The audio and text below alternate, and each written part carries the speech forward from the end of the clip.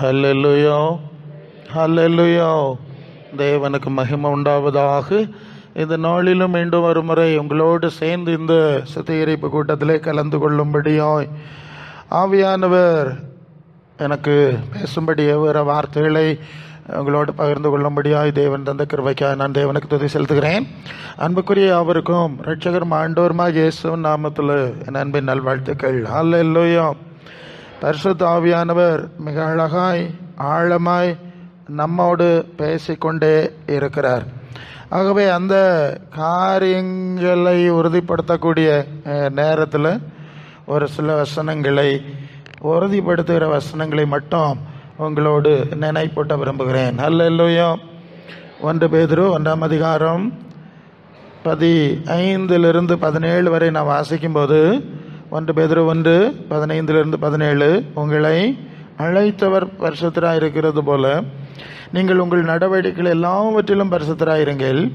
நான் பரிசுத்தர், ஆகையால் நீங்களும் பரிசுத்தராக இருங்கள் என்று எழுதியிருக்கிறது.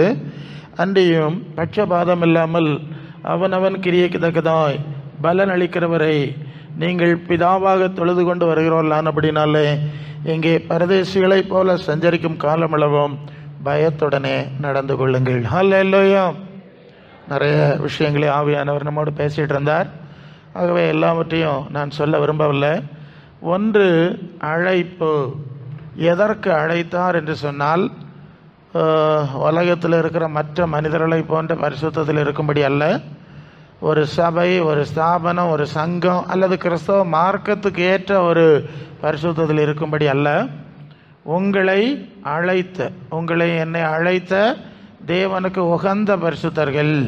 அதை லேவியர் 20:26 படிக்கும்போது, நான் பரிசுத்தராக இருக்கிறது போல நீங்கள் எனக்கு ஏற்ற பரிசுத்தராக இருக்கும்படி மற்ற ஜனங்களை விட்டு நான் உங்களை பிரித்தெடுத்தேன். இந்த அறிவு நமக்கு வேணும்.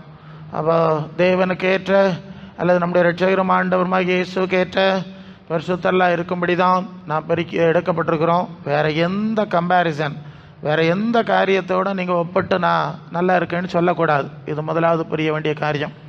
கிறிஸ்தவ மார்க்கத்தில் அடிப்படையில் ஒரு பெரிய தப்பு உண்டு. நான் நாட்டையர் பேரன், சர்வலோகாதிபா நமஸ்காரம் பாட்டு எழுதின வேதமாணிக்க ஐயருடைய பேரன். நான் அங்கே சர்ச் ஆஃப் சவுத் இந்தியாவிலிருந்தே இதை நான் கவனித்திருக்கிறேன். ஸோ என்ன சொல்லுவாங்கன்னா, இயேசுவை தேவனுடைய குமாரன் என்று விசுவாசித்து விட்டால் நாம் தேவ பிள்ளை ஆகிவிடுகிறோம். அப்படி வசனம் சொல்லுகிறது. தேவனுடைய குமாரன் என்று ஏற்றுக்கொள்ள வேண்டும், அவர் சொன்னதை கேட்கணும், அவர் நடந்ததில் நடக்கணும், அவருக்குள்ளே இருந்து ஆவி இருக்கணும், அவருடைய மாதிரியில் நடக்கணும். அதுதான் சுவிசேஷம். அல்ல, அது ஒரு தொடக்க வசனம். அது அவரை ஏற்றுக்கொண்டோன்னு தேவ பிள்ளை ஆயிட்டோன்னு ஒரு வசனம் இருக்கும், உண்மை. அதை மட்டும் இயேசுவை விசுவாசிக்கிறேன், தேவகுமாரன், தேவன் என்றெல்லாம் விசுவாசிக்கிறேன், ஆராதிக்கிறேன்னு சொல்லி அப்படியே சுற்றி கொண்டு நிற்பார்கள். அப்படி இருக்கிறதுனால யாரும் தேவ பிள்ளை ஆக முடியாது. நாங்கள் மட்டும்தான் பரலோகத்துக்கு போவோம்னு சொல்லுவாங்க. நெவர், அப்படி ஒன்றும் போக முடியாது. அது முதல் விசுவாசம். அடுத்தது ஆண்டவர் நடத்துகிற பாதையில் தொடர்ந்து நடக்க வேண்டும். இப்படி அந்த கிறிஸ்தவ மார்க்கமே ஒரு தவறான அஸ்திபாரத்தில் சென்றதுனால தான் பரிசுத்த ஆவியானவராலே அங்கீகரிக்கப்பட்ட இந்த சபையை தேவன் உருவாக்கினார். ஹல்லேலூயா. அந்த டிஃபரன்ஸ் இஸ் தட், அந்த வேறுபாடு அதை நீங்கள் புரிஞ்சுக்கணும். அதனால் அந்த கான்செப்டை மனசில் வைக்கப்படாது. ஏன்னா அந்த விசுவாசியிலே ஊழியங்களையும் குழப்புற விஷயம் இதை மட்டும் நான் சொல்கிறேன்.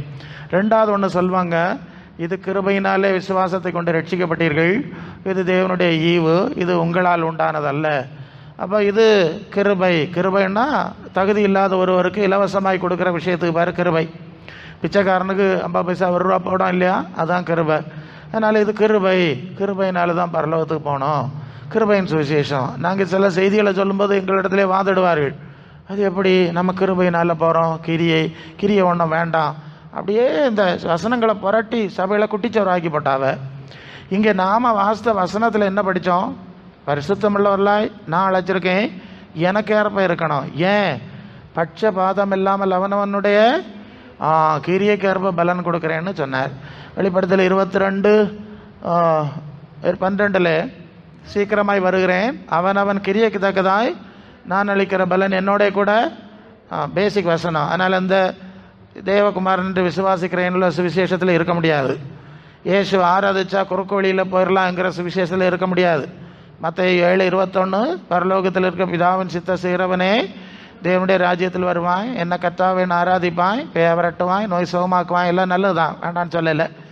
அவர்களை அக்கிரம செய்யக்காரர்கள் என்று சொல்வேன். புதிய மொழிபெயர்ப்பு கத்தோலிக்க மொழிபெயர்ப்பில் நெறிகேடாய் நடந்தவர்களே என்று சொல்வேன்னு சொல்லிட்டார். அப்போ இயேசுவை தேவனுடைய குமாரன் என்று விசுவாசிக்கிறதுனால போக முடியாது, தேவ ராஜ்யம் போக முடியாது, இயேசு ஆராதிக்கிறதுனால போக முடியாது.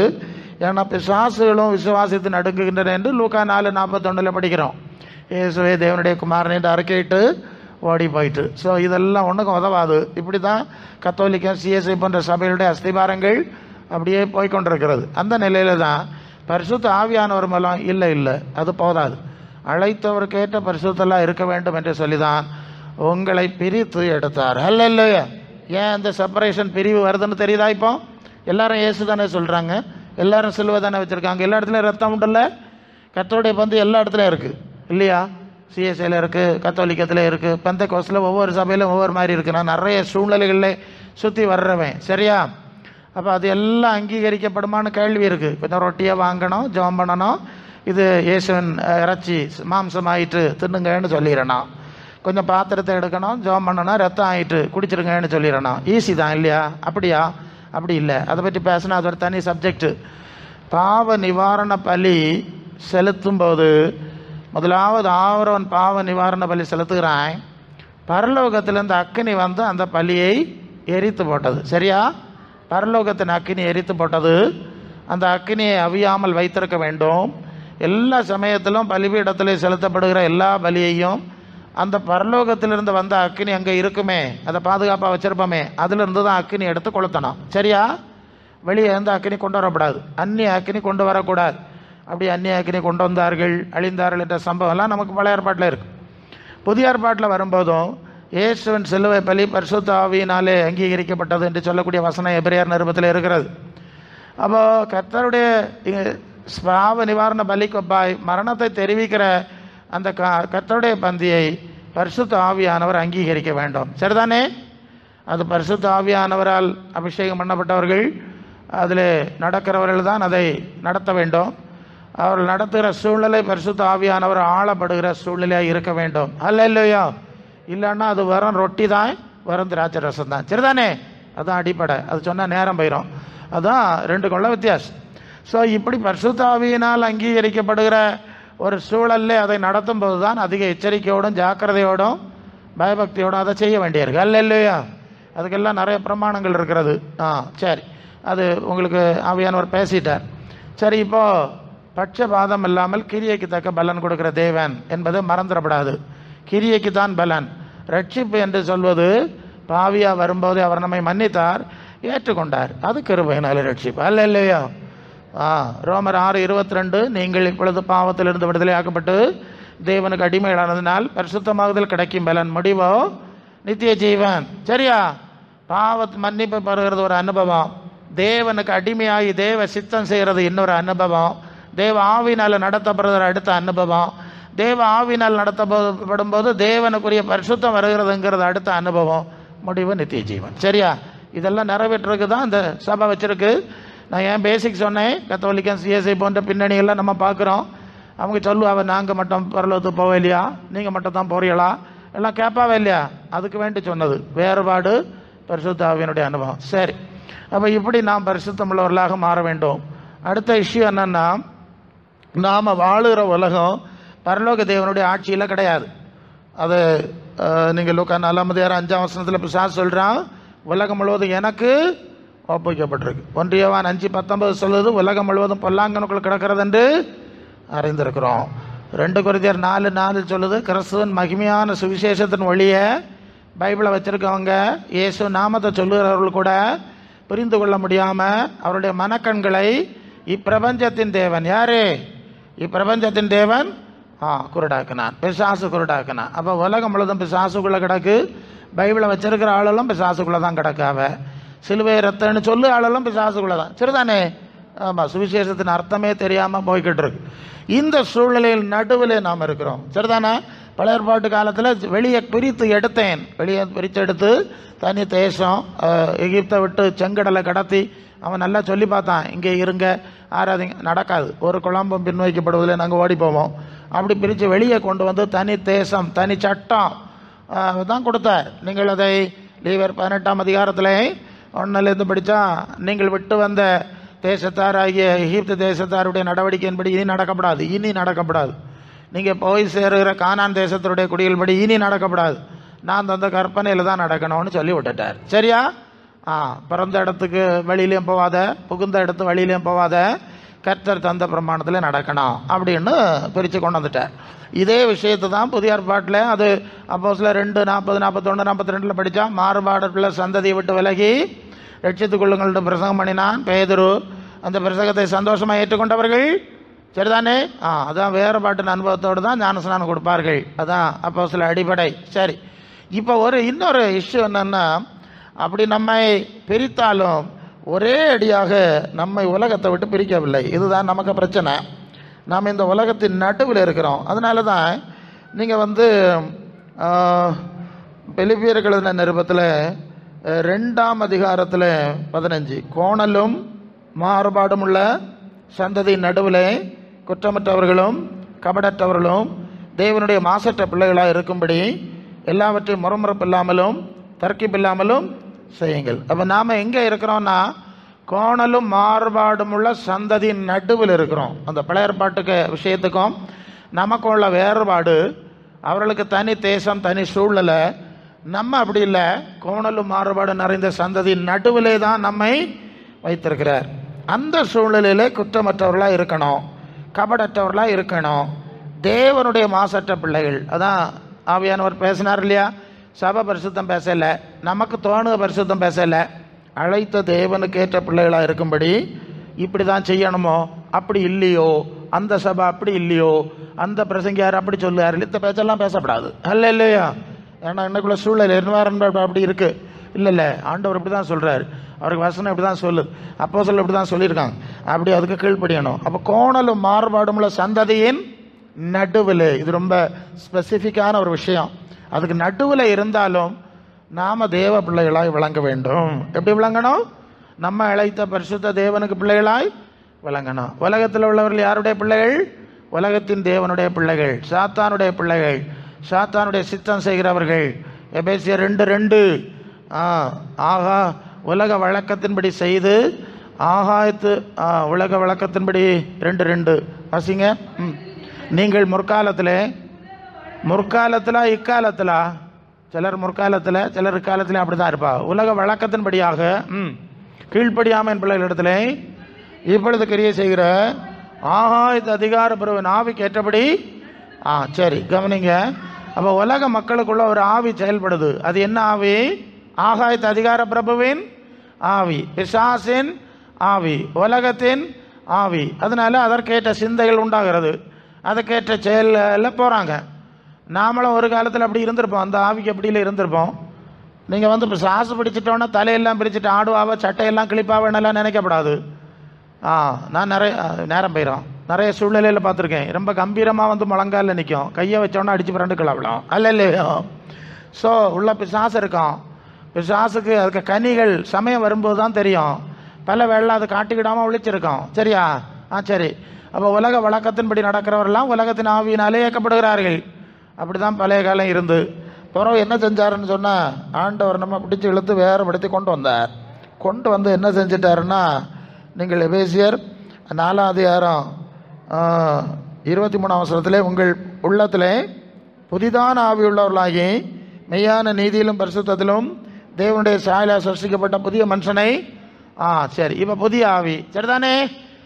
பழைய ஆவி உலகத்தின் ஆவி, புதிய ஆவி உன்னதத்திலிருந்து வருகிற பரலோகத்திலிருந்து வர்ற ஆவி. இந்த புதிய ஆவி வரும்போது புதிய ஆவிக்கேற்ற சிந்தை வருகிறது, வர வேண்டும். அல்ல இல்லையா? சும்மா கையை காலை உதறினா மட்டும் போகாது. ஆமாம், அது எல்லாமே உதறது, தரையில் கிடந்து உருளுது. ஆமாம், அந்நிய பாஷை பேசுது, நாங்கள் பார்த்தோம். ஓகே, அப்போ ஆவியின் கனின்னு சொல்லியிருக்கு கலாத்தியர் 5:22. அன்பு, சந்தோஷம், சமாதானம், நீடிய பொறுமை, தயவு, நற்குணம், சாந்தம், விசுவாசம். இது பரிசுத்த ஆவியின் கனி. அதுக்கு மேலே 2 வசனம் இருக்குது, விளையாட்டு, வரி, கொலை வரி எல்லாம் சொல்லியிருக்கு. அது அசுத்த ஆவியினுடைய கனி. சரியா? சரி, மனம் திரும்பியாச்சு, வேறுபடுத்தி கொண்டு வந்தாச்சு, புதிய ஆவி தந்தாச்சு, புதிய ஆவிக்கு ஏற்றபடி நடந்து கொள்ளுங்கள். அல்லையோ? புதிய ஆவிக்கு ஏற்ற கனி. அப்போ இப்படி உலகத்துக்கு நடுவில் வாழும்போது இந்த புதிய ஆவி பரலோகத்திலிருந்து வந்த ஆவி, உன்னதத்திலிருந்து வருது ஆவி இருந்தால் மட்டும்தான் நாம் கோணலும் மாறுபாடு உள்ள சந்ததியின் நடுவிலே குற்றமற்றவர்களாக வாழ முடியும். அல்ல இல்லையா? அதனால தான் ஏசு சீசர்கிட்ட சொன்னார், ஊழியம் செஞ்செல்லாம் சரிதான், போய் உன்னதத்திலிருந்து பலனால் தரிப்பிக்கப்படும் வரை எருசலேமில் காத்துரு, இல்லைன்னா நீ நின்றுக்கிட மாட்டா. உலகத்தில் உங்களால் ஒன்றும் செய்ய முடியாது. உலகத்தில் இருக்கிற ஆவி வல்லமையானது, அதை ஜெயிக்கும்படி உங்களுக்கு அதை விட வல்லமையான ஆவி வேண்டும். உலகத்தில் இருக்கிறவனிலும் உங்களில் இருக்கிறவர் பெரிய ஆவி வேண்டும். அதனால் பரிசுத்த ஆவியை பெற்றுக்கொள்ள வேண்டும். அப்புறம் பரிசுத்த ஆவியை பெற்றுக்கொண்டாச்சு, அடுத்த லெவலு வேறுபட்டாச்சு, இங்கே வந்தாச்சு, பரிசுத்த ஆவி பெற்றுக்கொண்டாச்சு. பரிசுத்த ஆவியை பெற்றுக்கொள்ளுக்கு ஒரு அடிப்படை என்னன்னா, யோவான் 14:23, ஒருவன் என்னில் அன்பா இருந்தால் என் வசனத்தை கடைபிடிப்பான், அவனிடத்தில் பிதா அன்பா இருப்பார், நாங்கள் வந்து அவனிடத்துல வாசம் பண்ணுவோம். பிதாவாகிய தேவன் ஆவியா இருக்கிறார், அது யோவான் 4:23. அந்த ஆவியானவர் வந்து வாசம் பண்ணணும்னா இயேசுவின் வசனத்துக்கு கீழ்ப்படியணும். அல்ல இல்லையா? அல்லது கீழ்ப்படி ஒப்பு கொடுக்கணும். இயேசுவின் வசனம், அப்போஸ்தலருடைய வார்த்தை, கீழ்ப்படுகிறேன்னு ஒப்பு கொடுத்தா, ஏன்னா என் உபதேசத்தினாலே இப்பொழுதே சுத்தமாக இருக்கிறீர்கள் ஆண்டவர் சொன்னார். அதுவே நம்மை பரிசுத்த ஆவியை பெறுவதற்கு நம்மை கழுவி சுத்திகரிக்கிறது. அப்புறம் ரத்தத்தினாலே சுத்தமாக்குறது, பாவம் மன்னிப்பு உங்களுக்கு தெரியும், எப்போ கேட்குறதும். ஸோ பரிசுத்த இப்போ பரிசுத்த ஆவி வந்த பிறகுதான் அடுத்த ஆவியின் கனிகளும் செயல்களும் நமக்குள்ளே உண்டாரு. இப்போ அடுத்த பிரச்சனை என்னது? அடுத்த பிரச்சனை என்னன்னா, எபேசியர் 4:30, அன்றியும் மீட்கப்படும் நாளுக்கு என்று முத்திரையாக பெற்ற பரிசுத்த ஆவியை. அப்போ பரிசுத்த ஆவியானவருக்கு என்ன வரும்? துக்கம் வருமா? துக்கம் வருமா? சரி. அப்போ பரிசுத்த ஆவியானவர் நமக்குள்ளே வருகிறார். அது சும்மா கையை காலை உதறிட்டு மட்டும் இருக்க மாட்டார். அவர் என்னெல்லாம் செய்வார்? அது 1 யோவான் 3:27, நீங்கள் அவராலே பெற்ற 2:27, அவராலே பெற்ற அபிஷேகம் உங்களில் நிலைத்திருக்கிறது, ஒருவரும் உங்களுக்கு போதிக்க வேண்டுவதில்லை, அந்த அபிஷேகம் சகலத்தையும் குறித்து உங்களுக்கு போதிக்கிறது, அது சத்தியமாக இருக்கிறது, பொய் அல்ல, அது உங்களுக்கு போதிக்கிறபடியே நிலை. அப்போ பரிசுத்த ஆவியன்னா வரும் கையை காலை உதறி அந்நிய பாஷை மட்டும் பேசிட்டு போகிற விஷயம் இல்லை. அவர் பெரிய போதகர். பரிசுத்த ஆவி அதான் சொல்லியிருக்கலையா, ஒருவனும் உங்களுக்கு போதிக்க வேண்டுவதில்லைன்னு சொன்னால், பரிசுத்த ஆவியானவர் போதிக்கிற அளவுக்கு அவர் வேற யாரும் போதிக்க முடியாது. சரிதானே? நான் அதை எப்போதும் உணர்கிறவன். பரிசுத்த ஆவியானவர் நடத்துகிற, போதிக்கிற, வெளிப்படுத்துகிற, கற்றுக் கொடுக்குற அளவுக்கு வேற யாரும் போதிக்க முடியாது. அதான் உண்மை. ஆமாம், ஒரு காரியத்தை ஆவியானவர் நமக்கு, எனக்கெல்லாம் நான் புரியுறேன், ஒரு செகண்டில் எல்லாம் டக்குன்னு விளங்கிறோம். உங்களுக்கு விளக்கணும்னா 2 மணி நேரம் வேணாம். அல்ல இல்லையோ? அதுதான் அந்த விஷயம். அப்போ பரிசுத்த ஆவியானவர் உங்களுக்குள் போதிக்கிறாரா, பேசுகிறாரா? இது ரொம்ப கவனம். பேசுகிறார். அவர் பேசுகிறதுக்கு அநேகர் கீழ்ப்படியது கிடையாது. நீங்கள் வந்து யோவான் 16:13, சத்திய ஆவியாகி அவர் வரும்போது சகல சத்தியங்களுக்குள்ள அவர் உங்களை நடத்துவார், சுயமாக பேசாமல் கேள்விப்பட்ட ஆவின்னு சொல்லி வரப்போறவர்களை உங்களுக்கு. அப்போ சத்திய ஆவியானவர் சத்தியத்தை போதித்து நடத்துகிறவர். அவர்கள் பைபிள் காலேஜில் படித்தாவளோ இல்லையோ, ஆவியானவர் போதிக்கிற அளவுக்கு வேற யாரும் படிக்க முடியாது. இல்லை இல்லையோ? சரி, போதிக்கிறார். இன்னொரு விஷயம் என்னது? யோவான் 16:8, அவர் வந்து பாவத்தை குறித்தும் நீதியை குறித்தும் நியாய தீர்ப்பை குறித்தும் உலகத்தை கண்டித்து உணர்த்துவார். அல்ல இல்லையா? உலகம் பொல்லாங்கனுக்குள் கிடக்கு. உலக ஆவியில் உள்ளவர்கள் பொல்லாங்கனா இருக்கிறார்கள், உலகத்துக்குரியவர்கள் பொல்லாங்கனா இருக்கிறார்கள். அதை கண்டிப்பார். இங்கே கவனிக்க வேண்டிய விஷயம், பரிசுத்த ஆவியானவர் வந்து அநேக காரியங்களை நமக்கு பேசுவார், கற்றுக் கொடுப்பார். அது ஒரு வேளை நம்ம குடும்பத்தில் இல்லாததாக இருக்கும், ஊர் வழக்கம் இல்லாமல் இருக்கும், நம்ம சபை மரபில் இல்லாததாக இருக்கும். இதுதான் பிரச்சனை. அல்ல இல்லையா? அதெல்லாம் பரலோகம் பேசாது. நீ எந்த சபைன்னெலாம் கேட்காது. பரிசுத்த ஆவியை பெற்றுக்கொண்டாயா, அந்த ஆவியை கேட்டு அடங்கி நடந்தாயா? அல்ல இல்லையா? பரிசுத்த ஆவியை துக்கப்படுத்தாமல் ஆவிக்கு ஏற்றபடி நடந்து கொள்ளுங்கள். இந்த ஆவியானவர் பேசுகிற சத்தத்துக்கு ஜனங்கள் செவி கொடுக்க மாட்டார்கள். இது ரொம்ப முக்கியமான விஷயம். எங்கள் கூட்டம் இப்படி, எங்கள் சபை இப்படி, எங்கள் பாரம்பரியம் இப்படி, நாங்கள் அந்த வட்டத்தை விட்டு தாண்ட மாட்டோம். இதுதான் பிரச்சனை. ஒவ்வொரு சபைக்கும் ஒரு பாரம்பரியம் இருக்குது. அப்போ நாங்கள் அப்போ ஒவ்வொரு சபைக்கும் ஒவ்வொரு ஆவியாக கொடுத்துருக்கு. அல்ல இல்லையா? அப்படி தான் தெரியுது. நவர் ஒரு நாளும் கிடையாது. பரிசுத்த ஆவியானவர் வந்தால் அவருடைய காரியங்களை நம்ம கற்றுக் கொடுப்பார். அதுக்கு கீழ்ப்படிஞ்சு பழகணும். ஐயே, இது இப்போ உலகத்துக்கு ஒத்து வராது, ஊருக்கு ஒத்து வராது, எங்கள் சபைக்கு ஒத்து வராதுலாம் நீங்கள் பேசப்படாது. அல்ல இல்லையா? அதான் உண்மை. அவர் எப்படி நடத்துகிறாரோ அதுக்கு கீழ்ப்படிஞ்சு நடத்த பழகினால் மட்டும்தான் அவர் நம்மை தொடர்ந்து நடத்த முடியும். அல்ல இல்லையா? இந்த இடத்துல எல்லாரும் பெரும்பாலானவர்கள் பெரிய தப்பு பண்ணுவாங்க. ஆவியானவர் அவர் பேசிட்டு அங்கே கிடப்பார். ஆவியானவர் என்ன பண்ணுவாங்களாம்? மட்டுப்படுத்தி. ஆனால் அவங்களுக்கு சிஎஸ்ஐ சபைக்காரன்னா நம்ம சபை தான் பரலோக சபை. கத்தோலிக்க சபையாக இருக்குது, நம்ம சபை தான் தாய் சபை. என்ன சபையா? தாய் சபையா? நான் எல்லாம் உள்ளே சபைக்கு உள்ளே வெளியே பேசுகிறேன், பிரசங்கியார் சுவிசேஷகன். அப்போ நான் கத்தோலிக்க நண்பர் இடத்துல பேசும்போது இப்படி விவாகம் பண்ணுவோம், நாங்கள் தாய் சபையாக்கும், நீங்கள் எல்லாம் பேர பிள்ளை சபையாக்கும் அப்படின்னு சொல்லுவாங்க. அப்போ நான் சொல்லுவேன், அப்படியா பிரதர், அந்த பைபிளை எடுங்க, திருவிவிலியம் என்கிட்ட இருக்குது, கத்தோலிக்க பைபிள். அங்கே சொல்லியிருக்கு லூக்கா 24:49, நீங்கள் உன்னதத்தில் வரும் பலனால் தரிப்பிக்கப்படும் வரை எங்கே எருசலேமில் காத்திருங்கள் சொல்லியிருக்கு. சரியா? அப்போஸ்தலப்படி திருத்தூதர் பணி 1ஆம் அதிகாரம் 5ஆம் வசனத்தில் நீங்கள் எருசலேமை விட்டு போகாமல் பிதாவின் வாக்குத்தத்தம் பரிசுத்தாய் காத்திரு. 8ஆம் வசனத்தில் பரிசுத்தாய் வரும்போது முதல்ல எங்கே சாட்சி? எருசலேம். அதுக்கு பிறகு தான் அடுத்த இடம். சரிதானே? 14ஆம் வசனத்தில் இயேசுவின் தாயாகிய மரியாள் எங்கே இருந்து ஜெபம் பண்ணாவ? எருசலேமில். அதே அதிகாரம் தானே, எருசலேமில் ஜெபம் பண்ணார். 2ஆம் அதிகாரத்தில் வந்தால் மேல் வீட்டில் பரிசுத்த ஆவியானவர் இறங்கினார். அது எங்கே இருந்தது? எருசலேமில். பேதுரு அங்கேயே நின்று பிரசங்கம், மாறுபாடுள்ள சந்ததியை விட்டு அழிச்சதுள் ஏறக்குறைய 3000 பேர் சேர்த்து கொட்டப்பட்டார்கள், ஞானஸ்நானம் பெற்றார்கள். அப்போஸ்தலர் உபதேசத்தில் அந்யோன்யத்தில் ஜெபம் பண்ணதிலும் எங்கே தரித்திருந்தார்கள்? எருசலேம். சரிதானே? அப்போ பிரதர், எருசலேமில் இருந்து ஆரம்பித்த சபையில் தானா நீங்கள் இருக்கிறீர்கள்? பரிசுத்த ஆவியானவருடைய அங்கீகாரத்தினால் அதிகாரத்தினால் உருவாக்கப்பட்ட சபையில் தானே நீங்கள் இருக்கிறீங்கன்னு கேட்டுருவேன். இல்லையா? அவர் திருன்னு முழிப்பார். இல்லை பாஸ்டர், நாங்கள் ரோமாபுரியா? அது எங்கேருந்து? எருசலேமில் இருந்த சபை, அதுதான் தாய் சபை. நீங்கள் எங்கே ரோமாபுரியில் இருக்கிறது ஒரு தாயம் வரையில. ஏசுக்கு அம்மா அங்கே இருந்தாங்க. உங்கள் விவிலியத்தில் அப்படி தான் எழுதியிருக்கு. அவ்வளோதான், முடிஞ்சு போச்சு. சரியா? சரி, இப்படியெல்லாம் சொல்லக்கூடாது. அப்போது பரிசுத்த ஆவியானவர் ஆரம்பித்த சபை, பரிசுத்த ஆவியினால் நடத்தப்பட்ட சபை. நிறைய சபை பரிசுத்த ஆவியானவர் ஆரம்பிப்பார், பிறகு ஆவியானவருக்கு கீழ்படியலான்னு சொல்லுவார். அப்போ உங்கள் போக்கில் நீங்கள் போங்க, நான் போகிறேன்னு போயிடுவார். இல்லையோ? ஆவி இழந்த சபை, ஆவி அனல் இழந்த சபையெல்லாம் உண்டு. நான் எனக்கு நிறைய ஆண்டவர் படித்து வந்திருக்கார். அது இப்போ செத்த சிங்கம், முன்னாலே உயிருள்ள சிங்கம், பிறகு செத்து போச்சு. அதான் செத்த சிங்கத்தை விட உயிருள்ள நாய் சிங்கம் தான். என்ன செய்ய? செத்து போச்சு இல்லையா? இல்லை அப்படியெல்லாம் உண்டு. ஆவி போச்சுன்னா இக்க போத்து மகிமை இஸ்ரவேலை விட்டு அப்படியெல்லாம் இருக்கு. இப்படி. அதனால் இப்போ பிரச்சனை அது இல்லை. இது ஆவியானவரால் ஸ்தாபிக்கப்பட்ட தூய ஆவியானவரால் ஆளப்படுகிற சபையா, இப்போ ஆளுக செய்கிற சபையா? அதுலேயே நமக்கு தெரியணும். எல்லாரும் சொல்லிட்டு இருக்காவ தாய் சபைன்னு. இப்போ அது பேக்கியுள்ள கிடக்கு, விக்கிரக ஆராதனை கிடக்கு. சரி, இப்போ ஆவியானவரால் நடத்தப்படுற சபை. ஏன் இந்த ப்ராப்ளம் வருதுன்னா, இது பெந்தேகோஸ்தே சபைக்குள்ள ஒரு பெரிய ப்ராப்ளம். ஆரம்பித்த போது அனல ஆரம்பிப்பாங்க, அக்னியாக இருப்பாங்க, பிறகு ஒன்றும் ரொம்ப போக மாட்டாங்க. ஏன் போக மாட்டாங்கன்னா, அப்படி திரும்பி பார்ப்பாங்க. இது ஆவியானவர் கொண்டு போகிற போக்கு வேற மாதிரி இல்லையா போகுது, உலகத்துக்கு ஏற்ப போவே இல்லையான்னு சொல்லிட்டு கொஞ்சம் மட்டுப்படுத்திடுவாவ. ஆவியானவர் போகிற மாதிரி போக வேண்டியதானே? இல்லையா? இப்படியே ஆவியானவர் துக்கப்படுத்தி தான் பெந்தேகோஸ்தே சபையில் ஆவியலை இழந்து கொண்டு இருக்கிறது. சரியா? அப்படிலாம் துக்கப்படுத்தப்படாது. அவர் என்ன சொல்கிறாரோ அதை தான் செய்யணும்னு அந்த அம்மா சொல்கிறாங்க. யாரு? மரியா. யோவான் 2:5. அவர் உங்களுக்கு என்ன சொல்கிறாரோ அதன்படி செய்யுங்கள், என்னை சுட்டாதருங்கள்னு சொல்லிட்டாங்க.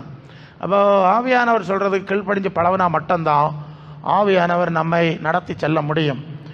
இல்லைன்னா நான் என்ன சொன்னாலும் கேட்க மாட்டா, பின்ன நான் என்னதுக்கு பேச போகிறேன், வம்போக்கில் விட்டுருவார். பேசவும் மாட்டார். உணர்வு, ஒரு வார்த்தை என்னது? உணர்வு உள்ளவன் உண்டோ என்று பார்க்க கர்த்தர் உலகத்தை பார்த்தாராம். உணர்வு இல்லாதவருடைய இருதயம் இருள. உணர்வு வேணும் பாருங்க. அந்த உணர்வு பரிசுத்த ஆவியானவர் தருவார். ஆரம்பத்தில் புதுசில் நல்ல உணர்வு இருக்கான், நல்லா இருப்பார், அக்னியாக இருப்பார். ரொம்ப போக இவ ஆவியானவர் அசட்டை பண்ணி அவர் எங்கே கிடக்கார், இப்படி எல்லாம் போனால் பழச்ச முடியாது, வாழ முடியாது, இவி அவர் புதிய கணக்கு. அப்படி கொண்டு போனோன்னா ஆவியானவர் போயிடுவார். பிறகு உணர்வே இருக்காது. சரிதானே? உணர்வு இல்லாமல் ஆயிடுவாவ. பிறகு சொல்லுது, எனக்கு நோய் வறுமையாக வந்தேன், இப்போ செல்வந்தனாக இருக்கிறேன், வியாதியாக வந்தேன், சுகமாக இருக்கிறேன், ஒன்றும் இல்லாமல் வந்தேன், உயர்ந்த பதவியில் இருக்கிறேன், ஆண்டவர் என்னோட கூட இருக்கார். எப்படியா? இவள்கிட்ட இதெல்லாம் இருக்கான், அதனால ஆண்டவர் கூட இருக்காராம். இப்படி நினச்சிக்கிடுது. ஆண்டவர்கிட்ட வந்தால் சுகம் கொடுக்குறார், நன்மை கொடுக்குறார், எல்லாம் கொடுக்குறார், நான் இல்லைன்னு சொல்லலை. அதனால ஆண்டவர் கூட இருக்காருன்னு அர்த்தம் கிடையாது. இது ரொம்ப முக்கியமான காரியம். லூக்கா 16:19 படித்தா ஐஸ்வர்யம் லாசரு சம்பவத்தில் லாசரு அனுதினமும் சம்பிரமாய் சுகபோகமாய் வாழுகிறான். அது உபாகமம் 28 முதல் 14 இருக்கிற ஆசீர்வாதம் எல்லாம் அவனுக்கு இருக்கிறது. கர்த்தருக்கு பிரியமானவனா இருந்தா இதெல்லாம் கொடுப்பாரு, நாம வாஸ்து நம்பினாய், அப்படிதான் இருந்தான், நீதிமானா வாழையில. அப்புறம் லாசரு அந்த உபாகமம் 28:14 பிறகு இருக்கிற சாபம் எல்லாம் அவனுக்கு வாழ்க்கையில இருந்து தன்னை ஆசீர்வதிக்கப்பட்டவன் தேவன் கூட இருக்காருன்னு நினைக்கிறதுக்கு வாய்ப்பு இல்லை. இப்போ 2 பேரும் கண்ணை முடன பிறகு தலைகள் ஆயிட்டு. எப்படி ஆசீர்வதிக்கப்பட்டவன் சொல்லுவேன் பாதாளத்திலையும் தெருவில் கிடந்தவன் ஆபிரகாம் பக்கத்துலையும். இது போல தான் கர்த்தர் என்னோட கூட இருக்காருன்னு இப்படி எல்லாம் நம்பிட்டு இருக்க ஆளுகளுக்கு ஒரு நாள் சம்பவிக்க போகுது. இல்லையோ அதனால தான் ஆமாம், அது சபைக்கு நிலைமை அப்படி தாங்க இருக்குது. நீங்கள் வெளிப்படுத்தின விசேஷத்தில் ஆவியானவர் சபைகளுக்கு சொல்கிற சபையில் நீங்கள் ஒவ்வொரு சபையாக நீங்கள் வாசித்துட்டே வந்தீங்கன்னா அந்த சபைகளுக்கு சொல்லுவார். இப்போ எபேசு சபை எடுத்தால் 2:4 உன் கிரியை அறிந்திருக்கிறேன். அவர் என்ன சொல்கிறாருமா? உன் கிரியை, எல்லா சபைக்கும் கிரியை தான் அறிந்திருக்கேன். உன் பாட்டு, நடனம், நாட்டியம், அந்த இதெல்லாம் நான் பார்க்கல, உன் கிரியை அறிந்திருக்கிறேன். 4 நீ ஆதியில் கொண்டிருந்த அன்பை விட்டா என்று குறைய சொல்லிட்டார். அதனால் அந்த சபைக்கு தெரியலை நான் நல்லா இருக்கேன்னு சொல்லிட்டு இருக்கு. ஆனால் ஆவியானவர் சொல்ல இல்லை, நீ ஆதியில் இருந்த நிலைமை வேறு, இப்போ இருக்கிற நிலைமை வேறு, சீக்கிரமாக நீ வந்துரும்போ, இல்லைன்னா புற சங்கடம் தான், விளக்கு தண்டை எடுத்துருவேன், புற தரையில் விழுந்து இருக்க மகிமையும் போயிடும் அப்படின்னு சொல்லுவார். ஹல்லேலூயா. இப்படி ஒவ்வொரு சபைக்கும் அவர் சொல்லிட்டு வருவார். ஒவ்வொரு சபையினுடைய கிரியைகளை காரியங்களை அவர் சொல்கிறது உண்டு. 3ஆம் அதிகாரத்தில் வந்தால் சர்த சபையை சொல்லுவார், வாங்கிரியை எனக்கு தெரியும் பார்த்துக்க, நீ எப்படி நீ உயிருள்ளவன் என்று பெயர் கொண்டிருந்தோம் பத்தியலா, சபை நினைக்கிது நான் உயிரோடு இருக்கேன், நான் பலமாக இருக்கேன், நான் கொடி கட்டி பறக்கேன். கர்த்தர் சொல்லுவார், இல்லை இல்லை, நீ செத்து போய் கிடக்கா, உனக்கு தெரியலை, உனக்கு உணர்வு இல்லை, உன்னை பற்றிய உணர்வு உனக்கு இல்லை அப்படின்ட்டு கண்டிக்கிறத பார்க்குறோம். அப்புறம் நீங்கள் லவோதிக்கேயா சபை வரும்போது அது என்ன சொல்லிட்டு இருக்கு? நீ நற்பாக்கியம் உள்ளவன் 17, அது 3:17, பரிதபிக்கப்பட்டவன், தரித்திரன், குருடன், நர்வாணி, ஒன்றும் அறியலை, அதுதான் விஷயம். நீ அறியாமல் நீ என்ன நினைக்கிறாய்? ஐஸ்வர்யவன், தெரியவே சம்பவன், எனக்கு ஒரு குறை இல்லைன்னு நினைக்கிறாய். அல்ல, இப்போ நம்முடைய நினைவுக்கும் சபைக்கு நினைவுக்கும் கர்த்தருடைய பார்வைக்கும் உள்ள வேறுபாடு பற்றியெல்லாம் அதுதான் 55:8 ஏசாயா, உங்கள் நினைவு என் நினைவுகள் அல்ல, உங்கள் வழி என் வழிகளும் அல்ல, வானத்துக்கும் பூமிக்கும் அவ்வளோ வித்தியாசம் இருக்கும், அவ்வளோ வித்தியாசம் இருக்குது. அப்போ இந்த அறிவு நமக்கு வேணும். அதனால தான் ஆவியானவர் பேசுகிறது பல வேளை எதிராக தான் இருக்குது. ஆகவே ஆவியானவருக்கு கீழ்ப்படிஞ்சு பழகி ஆண்டவரோட பரிசுத்தத்திலே பூர்ணம் அடையணும். அது உள்ளான ரீதியிலும் சரிதான், புறம்பான ரீதியிலும் சரிதான். அப்படி நீங்கள் ஆவியானவர் நடந்தால் தான் அவர் உங்களை நடத்த முடியும், இல்லை நடத்த மாட்டார், அப்புறம் போயிடுவார். இல்லையா, நீங்கள் வளர முடியாது, ஜென்ம சுவாபிகளாக மாறி போவீர்கள். இதுதான் பெந்தேகோஸ்தே சபைக்கு ஏற்பட்ட மிக சிக்கலான காரியம். இல்லையா, கொஞ்சம் தூரம் ஏறிட்டு சாண் ஏறி முளம் இறங்குது அப்படின்னு சொல்லுவாங்க. அப்படி தான் போத்தா சபை போயிடுச்சு, போயிட்டே இருக்குது. கொஞ்சம் போல எரியுதான், எனக்கு ஆவியானவர் சொல்கிறார், கொஞ்சம் போல இருக்குது. இல்லையா, மங்கி எரியுது, அணைக்காமல் அது எப்படியாவது அனல் மூட்டி எழுப்பணுமேன்னு பார்க்குறேன்னு சொல்கிறார். சரிதானா? உங்கள் ஜீவியங்களை நீங்கள் பார்க்கணும். ஆவியானவர்கள் எப்படி நடக்கிறீங்க? ஏனோக்கு தேவனோடு சஞ்சரித்து கொண்டிருந்தான். நீங்கள் ஏதோ அந்த பாஸ்டரோடு இந்த பாஸ்டரோடு இந்த சபையோடு நடக்கிறதுன்னு பேசலை. எல்லா சபையும் ஆண்டவரோடு தான் நடக்கணும். எப்படி நடக்கணும்? சரிதானே? சபைக்கு வேலை அதுதாங்க. அது எபேசியர் 4:11, தேவகுமாரனை பெற்ற அறிவிலும் அன்பிலும் ஒருமைப்பட்டவர்களாகி கிறிஸ்துவின் நிறைவான வளர்ச்சியின் அளவுக்கு தக்க பூரண புருஷராக வரைக்கும் பரிசுத்தவான்கள் சீர்பருந்தும் பொருட்டு சபையானது பக்தி அடைவதற்காக அப்போஸ்தலர், தீர்க்கதரிசிகள், மேய்ப்பர்கள், போதகர்கள், சுவிசேஷன் ஊழியக்காரர்களை ஏற்படுத்தினார். நாம் என குழந்தைகளாயிராம மனுஷருடைய சூதும் வஞ்சிக்கிறதுக்கு எதுவான காற்றுகளினாலே வண்டியும் காரம் எடுத்துட்டு வடக்கு தக்கா ஓடிக்கிட்டு நடக்காம இருக்கிற இடத்துல இருந்து வசனத்தை வாசித்து ஆவியானவர் நடத்துகிற அன்புடனே சத்தியத்தை கைக்கொண்டு தலையாகிய கிறிஸ்துவுக்குள் எல்லாவற்றிலும் வளர்கிறவர்களாக இருக்கும்படி என்னது சபையை வைத்தார். சரியா? சபையை இதுக்கு தானே வச்சிருக்கு. அதான் இதெல்லாம் சொல்ல வேண்டியிருக்கு. ஜப கோபுரத்தில் யாரும் சொல்லு அவளாக்கும் தேவனுடைய கூடாராமா, அவர் அங்கே வந்திருக்காராம். அப்படியா? தேவனுக்கு வீடு கட்டி வச்சிருக்காவளா? நீங்கள் தேவனுடைய ஆலயமாக இருக்கிறீர்கள், தேவனுடைய ஆவி உங்களில் இருக்கிறது என்று. அப்போ எல்லாம் ஆலயம் தானே, அப்போ இதுவும் தேவ வீடு தானே, அதையும் விட்டுட்டு ஓடு அவனு தெரியல. இல்லையா? சரி. அப்போது இதனால தான் நானும் பிரசங்கம் பண்ணால் தான் எல்லா சபைக்கும் போனோம். மேய்ப்பர் ஒரு இடத்துல இருந்து மேய்க்கிறார். நாங்கள்லாம் சுற்றி எல்லா சபைகளுக்கும் போய் இதெல்லாம் சொல்லி எங்கள் வேலையை செய்யணும். சரியா? சரி. அப்போது சபையை எதற்கு வைத்தார் என்றால் கிறிஸ்துவனுடைய சாயலில் எப்படிங்க? உங்கள் ஸ்தாபன தலைவருக்கு சபை வளர்றதில் நீங்கள் வளர முடியாது. ஏன் சாயலில் நீங்கள் வளர முடியாது. எல்லாருக்கும் சொல்கிறதான் சரியா? நமக்கு தலைவர், பிரதான மேய்ப்பர். இயேசு இன்னும் மேய்ப்பர் தெரியுமா உங்களுக்கு? அவர் மரித்தேன், அது சதா காலங்களிலும் உயிரோடு இருக்கிறேன். அவர் பிரதான மேய்ப்பராக இன்னும் இருக்கிறார். அதாக சபை அறிய வேண்டிய, இன்னைக்கு அது புரியலை. இயேசு எங்களுக்கும் மேய்ப்பர் தான், உங்களுக்கும் மேய்ப்பர் தான். ஆமாம், பிரதான மேய்ப்பராக இருக்கிறார் என்று அவரை குறித்து பேதுரு சொல்வார். நீங்கள் முற்காலத்தில் எப்படி நடந்தீர்கள்? ஆடுகளைப் போல வழி தப்பி தெரிந்தீர்கள். இப்போது மேய்ப்பரும் கண்காணியுமானவரிடத்திலே திருப்பப்பட்டிருக்கிறீர்கள். அல்லேலூயா. மேய்ப்பரும் கண்காணியுமான இயேசுவிடத்திலே நாம் திருப்பப்பட்டிருக்கிறோம் என்பதை மனசில் வைக்கணும். அல்லேலூயா. இப்போ அவர் தான் மேய்ப்பர். அந்த மேய்ப்பருக்கு சாயல் நமக்குள்ளே வரும்படி தான் நாம் சபையை நடத்த வேண்டும். வசனம் எடுத்தியலாம். 1 பேதுரு என்னம்மா 2:25 படிங்க படிங்க. முன்னால் வந்ததானே சொன்னேன், அது படிக்கணும்ல. சிதறண்ட ஆளுகளை போல இருந்தீர்கள், இப்பொழுதோ ஆத்துமாக்களுக்கு பிரதான மேய்ப்பரும் கண்காணியுமான சூப்பர்வைசர், கண்காணியுமான இயேசு. அப்போ பிரதான மேய்ப்பன் இப்போ இருக்கிறார். வேற வசனங்களே இருக்கு. ஊழியக்காரர்களுக்கு சொல்லும் போது அப்படிதான், நீங்கள் ஊழியத்தை சரியா செஞ்சா பிரதான மேய்ப்பர் வெளிப்படும் போது அந்த பிரதான மேய்ப்பர் சொல்ற மாடலை செய்யணும், அவரிடத்துல சேர்க்கணும், அவருடைய சாயலை உண்டாக்குற மாதிரி ஊழியம் செய்யணும். அப்போ பிரதான மேய்ப்பர். அப்போ இயேசு இப்போ மேய்ப்பர் தான் எல்லாருக்கும். நாங்கள்லாம் அதுக்கு கீழே உள்ள உதவி ஊழியக்காரர்கள் தான். புரியுதா? அப்போ அந்த சாயலில் தான் வளரணுமா, உருவாக்கணுமா. அந்த ஓகே. 2 Corinthians 3:18 நாம் எல்லாரும் திறந்த முகமாய் கர்த்தருடைய மகிமையை கண்ணாடியிலே காண்கிற வண்ணமாய் கண்டு ஆவியா இருக்கிற கர்த்தரால் அந்த சாயலாகத்தானே. எந்த சாயல்? இயேசுவின் சாயலை பரிசுத்த ஆவியானவர் நமக்குள்ளே உருவாக்குறார். மகிமையின் மேல் மகிமை அடைந்து மறுரூபம் அடைகிறோம், மறுரூபம் அடைய வேண்டும். அல்ல இல்லையா? நீங்கள் பணத்தில் வளர்ந்தீங்களா, சொத்தில் வளர்ந்தீங்களா, வேலையில் வளர்ந்தீங்களா, காரில், அதெல்லாம் இங்கே கேட்கல. அது இப்போ அம்பானியே நல்லா வளர்ந்துருக்கான் இல்லையா? உங்களை விட அவனும் இல்லை நிறைய வளர்ந்துருக்கானு இல்லையா? இதை வச்சுட்டு கர்த்தர் கூட இருக்காருன்னு நீங்கள் நினைக்கப்படாது. வியாதி சுகமானனால கர்த்தர் கூட இருக்காருன்னு நினைக்கப்படாது. நீங்கள் பரலோக பிதாவின் சித்தம் செய்து பரலோக ஆவியானவர் உங்களை நடத்த வேண்டும். அல்ல இல்லையோ? ரோமர் 8:14 இவர்கள் தேவனுடைய ஆவியினால் நடத்தப்படுறார்களோ அவங்க தானே தேவபுத்திரர் எழுதியிருக்கு. பரிசுத்த ஆவினாலே பெற்றவர்கள் கூட சொல்லலை, பரிசுத்த ஆவியை பெற்றவர்களும் சொல்லலை. பரிசுத்த ஆவியை தக்க வைத்து அதனால் நடத்தப்படுறவர்கள், அடங்கி நடக்கிறவர்கள். 9ஆம் வசனம் சொல்லுது, கிறிஸ்துவன் ஆவி இல்லாதவன் அவருடையவன் அல்ல. அப்போ தூய் ஆவினால் நடக்கிறதெல்லாம் பார்த்துக்கிடணும்.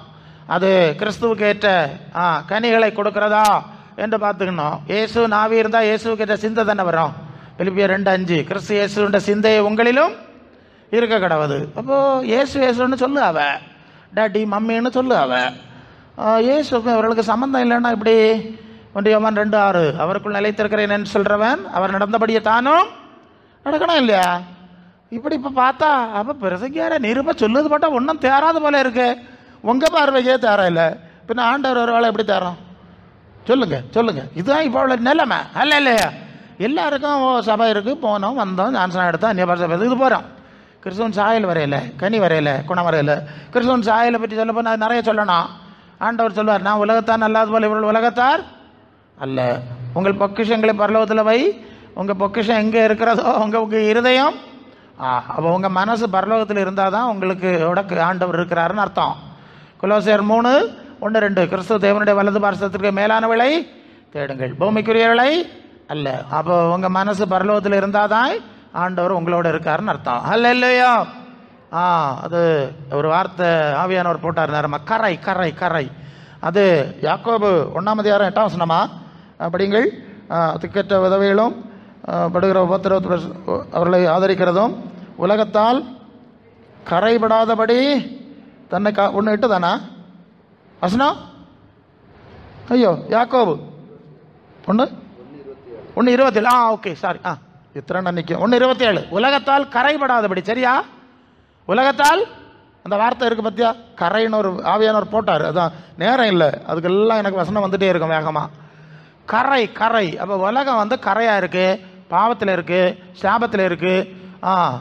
பூமி நிமித்தம் சபிக்கப்பட்டிருக்குன்னு சொல்லிட்டார். அக்கினி கரையாக வைக்கப்பட்டிருக்குன்னு சொல்லியிருக்கு. எல்லாரும் பேய்க்குள்ளே இருக்காவன்னு சொல்லியிருக்கு. 2 தீமோத்தேயு 2:26 பிசாசானவனுடைய இச்சையின்படி செய்ய அவனால் பிடிக்கப்பட்டிருக்கிறவர்கள் மயக்கந்தளியலோன்னு சொல்லியிருக்கு. இதுக்குள்ளே யாக்கம் கோணலும் மாறுபாடு சந்ததி நம்ம இருந்தால் நம்ம லட்சணம் எப்படி இருக்கும்? தொழில் அடிச்சுக்கிட்டே இருக்கும். அப்போ பரிசுத்த ஆவியானவருடைய பலத்தினால தான் இதை ஜெயிக்க முடியும். அதுதான் ஒரு முக்கியமான சப்ஜெக்ட். அது கரைப்படுத்தும். சரியா? அதனால தான் அது யாக்கோபு 4:5 விபச்சாரிலே உலக நேசன் தேவனுக்கு உறவான பகை என்று அறியீர்களா? உலகத்துக்கு சிநேகிதனாக இருக்கிறவன் தேவனுக்கு பகைஞனாக இருக்கிறான். அடுத்த வசனம் என்னது? நம்மில் வாசமாக இருக்கிற ஆவியானவர் வைராக்கிய வாஞ்சை. என்ன வார்த்தை? அதான் முந்தின வசனத்தில் அவர் கடினமாக காட்டமாக பேசினார்ல, அதுக்கு விளக்கம் சொல்றார். ஆவியானவர் வந்தால் உலகத்தோட கரப்பட விட மாட்டார், கண்டிப்பார், திட்டுவார். இல்லையா?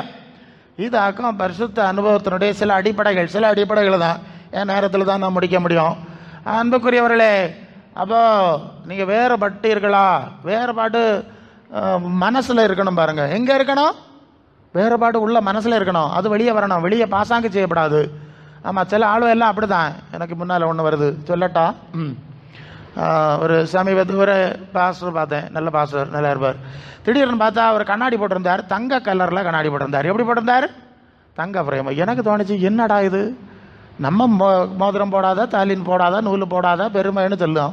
இவர் இப்படி தங்க கலரில் போட்டார். கண்ணாடி போடுற கண்ணு தெரியாமல் போடு, தப்பு கிடையாது. தங்கத்தில் தான் தங்க கலரில் போடணும். அப்போ உள்ள என்னத்தான் இருந்திருக்கு? உலகம் இருந்திருக்கு இல்லையா?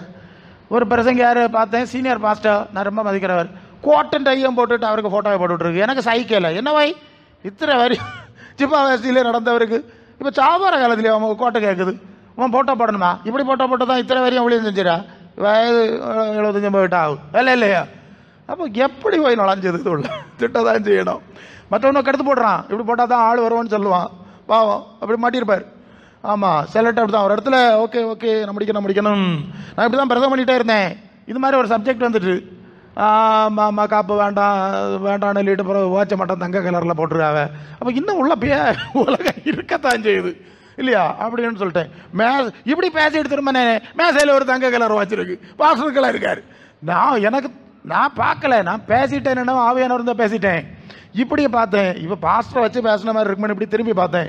அவர் சொல்லாரு, பேசுங்க பாஸ்டர், ஆவியானவர் தரதை பேசுங்க. கொள்ளாமா? இல்லை பிறகு சொன்னார், வெளிநாட்டிலேருந்து ஒரு பையன் வந்தான், அவன் வாங்கி கொண்டு தந்தான், காணிக்கைன்னு தந்தான், நான் போட்டுட்டேன். சரிதான், இப்போ தான் ஆவியானவர் பேசினார் பத்தியா? ஓகே அவர் அது அந்த காலம் இல்லையா? இப்போ சரி, அப்போ முடிக்கணும், நேரம் முடியுது. அப்போ என்ன பார்த்தியா? வேறுபடணும். உலக நேசம் தான் பெரிய ஆபத்தால் உண்டாக்குது. பரிசுத்த ஆவியானவர் வந்தால் தான் பூரண பரிசுத்தம் நமக்குள்ளே வரும். ஆவியானவருக்கு கீழ்ப்படிஞ்சு நடக்கணும். அப்படி நடந்தால் தான் நடத்த முடியும். ஆவியானவரோட நடந்தால் இடுக்கமான வாசலாக இருக்குது, எனக்கு ரொம்ப 4 பேரை மாதிரி ஓட முடியலைன்னு நீ கையை உடதறிட்டு ஓடினேன்னா ஆபத்தம் வரும், எல்லாம் வரும். வர வேண்டியதும் வராது, எல்லாம் சேர்ந்து வருமா வராதா? வரும். அப்போ என்ன செய்யணும்? உங்களுக்கு ஆவியானவர் பேசியிருப்பார்னு நினைக்கிறேன்ல, எனக்கு சமயத்தில் வந்துகிட்டே இருக்கும். அது போனால் நேரம் முடிஞ்சிச்சு. ஆகவே ஒப்பு கொடுக்குறிய உங்கள்கிட்ட என்ன பேசுகிறாரோ முக்கியமான சொல்கிறேன், ஆவிக்கு அடங்கி நட. மிச்சம் எல்லாம் அவர் பார்த்துக்குவார். இந்த ஆவிக்கு அடங்கு நடக்கிற வழக்கம் மட்டும் நீங்கள் வச்சு படிச்சிட்டீங்க, எல்லாமே கன்ஃபார்ம் ஆயிடும். நீ நிறைய பிரசங்கம் ஒன்றும் கேட்க வேண்டிய வராது. இல்லையே பிந்தினவர் சொல்ல மாதிரி முந்தின ஆளுகளோட பிந்தி வந்த ஆளுகள் பறந்து முன்னால் போயிடும். ஏன்? அவர் ஆவியானவருக்கு அடங்கி நடக்கிறார். முந்தி வந்த ஆளும் அடங்கி நடக்கலை, அதனால நடக்கும். சரியா? சரி, இந்த நாளிலே நம்ம ஒப்பு கொடுக்கணும். தலை தாழ்த்தோம் ஒரு நிமிஷம். ஒப்பு கொடுங்க. நேராவது ஒப்புவித்தே ஐயனே ஓம் சித்தம் செய்ய தந்தேனே,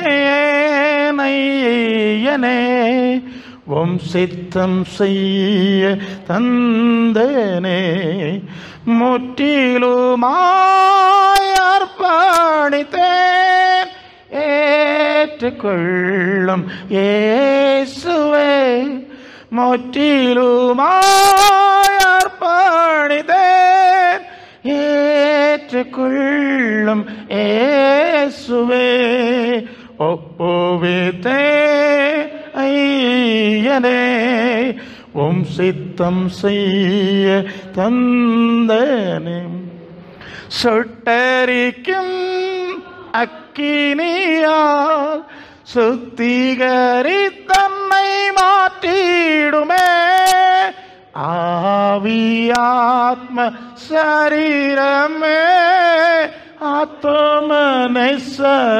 படைக்கிறேன். ஆவியாத்ம சரீரமே ஆத்துமனேசரே படைக்கிறேன்.